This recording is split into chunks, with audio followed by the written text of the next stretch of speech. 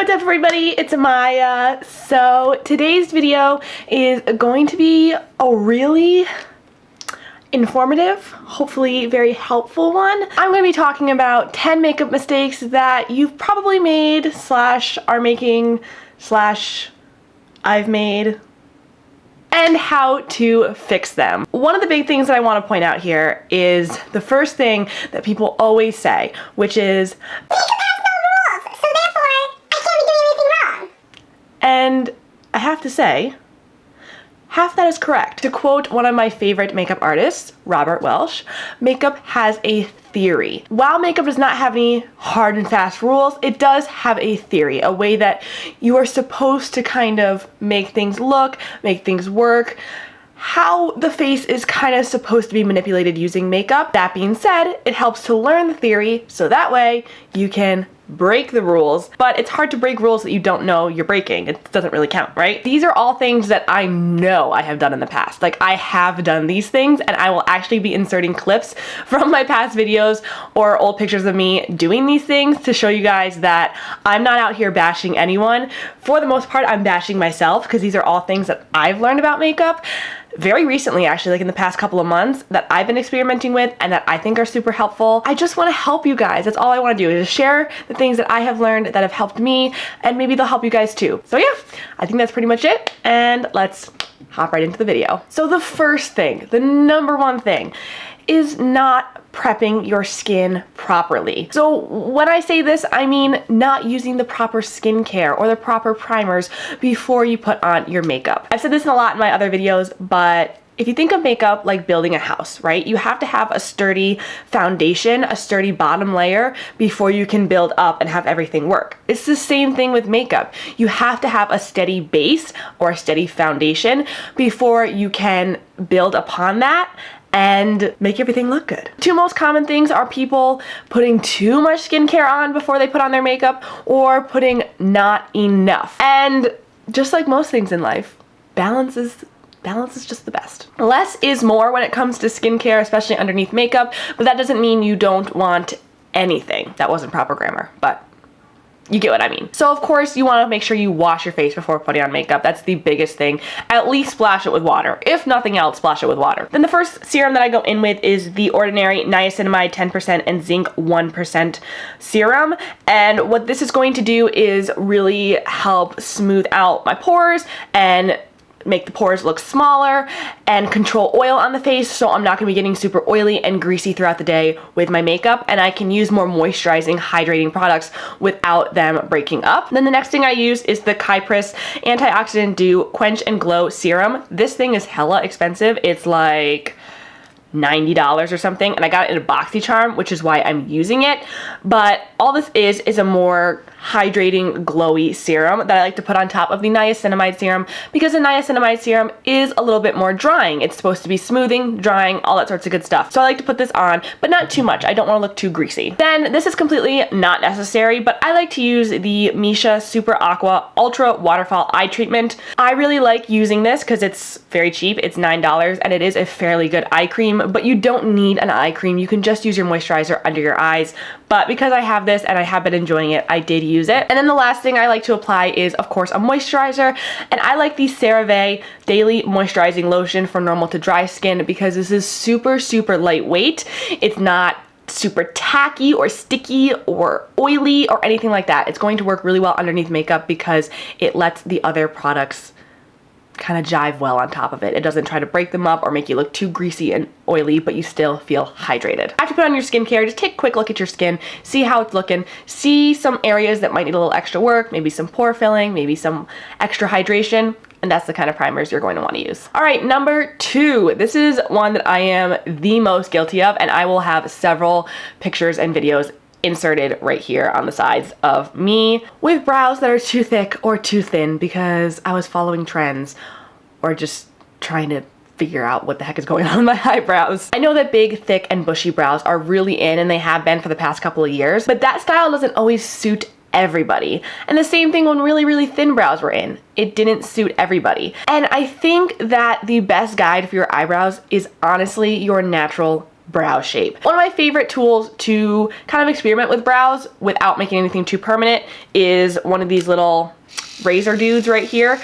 You can get these at like Walmart, Target, pretty much anywhere. They're just these little tiny facial razors, and you can kind of trim up your eyebrows in different areas to see how you can make them look a little bit thinner or a little bit thicker without making it too permanent. They will grow back within a few days, so it's nothing too crazy. And also, when I say use your natural brow shape, I mean just look at how your brows normally grow. Try to imagine an eyebrow, like a stereotypical eyebrow shape within your brows, whether they're super thin or super thick. Just try to imagine the natural shape of your brow. You can use the trick where you go from like the side of your nose, and that's where your brow should start, then across the pupils where it should arch, and then the corner of the eye is where it should end. You can use that trick if you want. It's kind of time consuming, and I feel like you can just do it by eyesight too, but that's up to you. In the end, if you're happy with your brows, that's really all that matters. But this is just a tip for any of you guys that are struggling like I did. Probably not as bad as I did. Okay, so number 3, this one has to do with eyeshadow. And this is starting off with your dark colors or your bright colors first. So this has been a really big trend on Instagram for quite a while, where you'll see the artists go in and they'll pack on all this color, and then they'll kind of blend it out, but they pack on all the dark color first and then blend it out. And that is very difficult to do, and honestly not that practical and kind of risky if you don't know what you're doing. It can look really harsh or unblended as well, which is just not what we want. You know, you can have a powerful pigment-packed look that is built up slowly. So I always recommend going from lightest shade to darkest shade, starting out with a tone that's just a couple shades darker than your actual skin color, maybe using your bronzer, using a light brown that's in the palette, or if you want to do a colorful look, using the lightest maybe green shade or lightest pink shade that you have. I just find that for the majority of people, going from light to dark works better. And then the 4th thing also has to do with eyeshadow and kind of just really everything, and this is not blending well enough and not holding your brush correctly while blending. So there's lots of different ways to hold your brush, and I'll show you with this one right here. First way you can hold it, super close.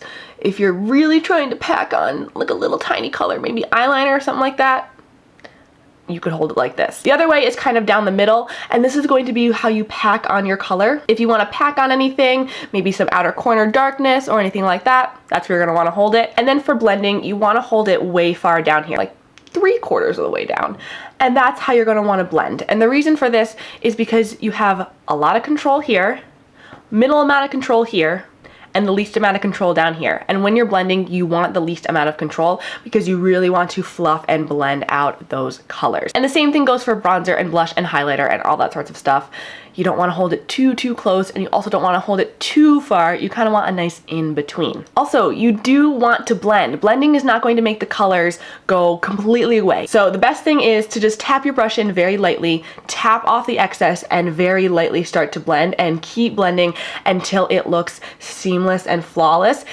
I'm telling you, even with contour and bronzer, you will still get definition even when it's blended out. If you just kind of swipe a few times and then have this strip, it may look like in the mirror you have definition, but in real life, it's just going to look like a brown splotch on your cheek. So you really want to make sure that you're taking the time to blend that out. It will still give you the definition, but look much more natural. So number 5 is something that I feel like is talked about so much on YouTube, and it's still something that I see people doing every single day and that I am definitely guilty of doing a lot. And this is the wrong foundation color. And mostly this is too dark, but I have seen a lot of people using foundation that is too light for them. And I think we're all kind of scared of doing the too dark foundation, like the Oompa Loompa orange face, that sometimes we go a little too far in the other direction. So you'll see here in the clip that I'm showing you, I swipe on a foundation. This one's my summer shade. And then the other one that I'm using is the Revlon Photo Ready Candid Natural Finish Anti-Pollution Foundation. And you'll see that is fairly light. It's not the lightest I can go, but it's fairly light, and it's too light for me right now. So the way that I suggest fixing this, if you cannot find your perfect shade of foundation, which honestly is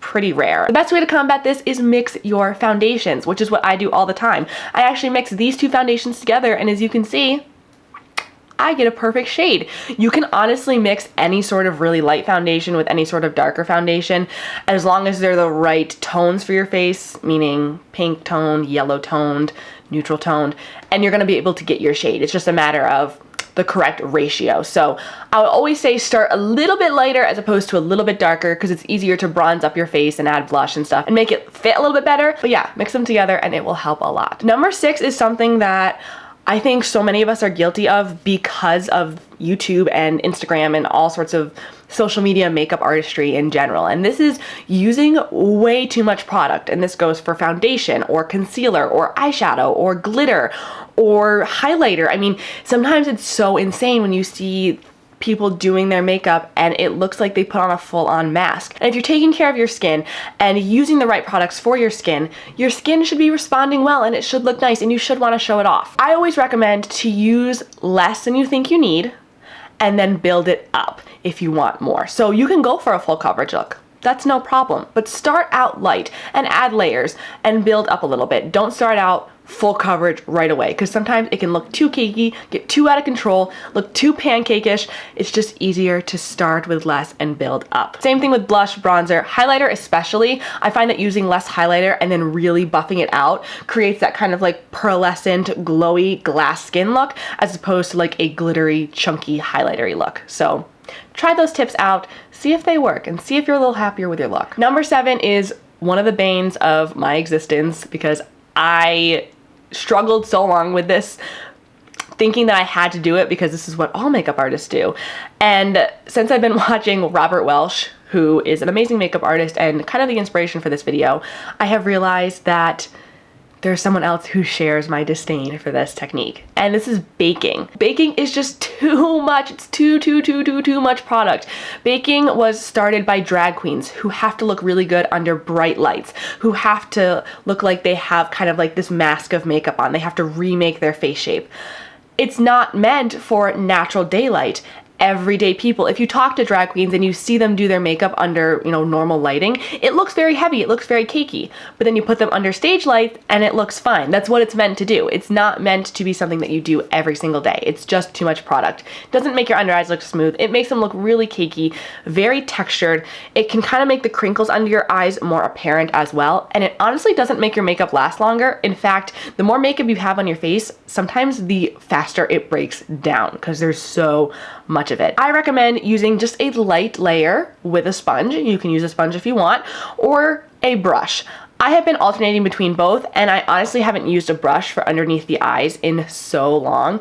And this was because I was using too much concealer and it wouldn't set my concealer correctly because I was using way too much. But like you saw in the clip, I've been experimenting with using just 2 little dots of concealer in my inner corner and outer corner of my eyes. And honestly, I like the look that I get so much better.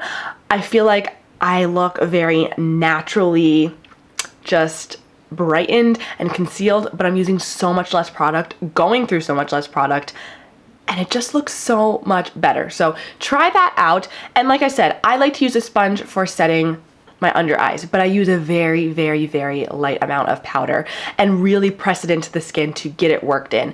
And if you use a brush, same thing. You just kind of want to dust it lightly and make sure there's not any excess powder. And let me tell you, this will actually make your concealer and your makeup last so much longer than you think it would. Number 8 is kind of a personal opinion because this is something that I just find looks unflattering on certain people. And this is either using like no mascara at all and just like a little light layer, or ginormous fake lashes. And I mean this for kind of everyday or like natural glam type of makeup. Of course, if you're doing a cool, crazy, fun look, go for the big lashes. I do that like all the time. I love wearing big lashes. I have entire drawers filled with lashes because I love them, but there's a time and a place for certain kinds. I recommend either building up your mascara and just getting that nice fluttering mascara look, or if you really want lashes, going for kind of a more in-between wispier lash. My favorites are the faux mink wispies from Ardell for a really cheap, good, just sturdy lash. I love them. I'm wearing them right now. Using something that's more fluttery, more long, more natural for a lash, especially when you're doing a more natural glam type of look, will be so much more flattering on your eyes and will actually make your eyes look bigger and make you look more glam because they look less fake, if that makes sense, and they're not as heavy on your eyes. Number 9 is something that I was guilty of for a very long time, and honestly, I still sometimes do it against my better judgment, and that is using liquid lipstick on very dry lips. One, it makes them look worse because then you'll have this giant cracked pit in your lip, and also it dries out your lips like crazy, making them more dry, more peely, and then just making them look worse. It just kind of keeps continuing the cycle. I recommend using just a lip liner, lipstick, and lip gloss combo. Either a lip liner and lip gloss, lip liner, lipstick, lipstick, lip gloss, any one of those combos, especially when you have really dry lips, because it will, one, hydrate your lips, and two, actually make them look healthier and plumper even if they're not. So that's something that I've been doing. I'm doing it today. My lips are not as dry as they normally are, but they are still dry. I still struggle with it. So if you have any split lips or any sort of dryness, I actually recommend going with something a little bit more lightweight, a little bit more natural. It will work better, surprisingly. And then number 10 is not using blotting papers or refreshing mists throughout the day. So of course, you use blotting papers to soak up excess oil, and you would use like a refreshing mist like MAC Fix Plus to help the dry areas or the cakiness in your face. I find that especially during the summer and during the winter is when I need to use these the most because they are the most extreme temperatures. I recommend carrying around like some blotting papers or a little tiny bottle of MAC Fix Plus just to use throughout the day, especially if you're wearing your makeup for long periods of time, and especially if you're outside in the summer and in humid climates the most, because no matter how well you apply your makeup or how little product you use or anything like that, if you're in extreme situations or wearing your makeup for a long period of time, it's going to wear off. It's not permanent and it's not meant to be. It's not supposed to wear for these long periods of time. So I'd say anything more than like 5 to 8 hours, anywhere in between there, you kind of want to carry around something with you just in case. So that is it for this video, you guys. Those are all the problems that I have for you guys today and how to fix them. I hope you guys enjoyed this video. Please give it a big thumbs up and subscribe if you haven't already. Let me know what tips and tricks you have as well. Share them in the comments so we can have, as Jen Loves Reviews says, the collective brain of makeup awesomeness, I think she calls it. I don't know, it's something super cute and funny like that. But yeah, I hope you enjoyed, and I will see you in my next video. Mwah.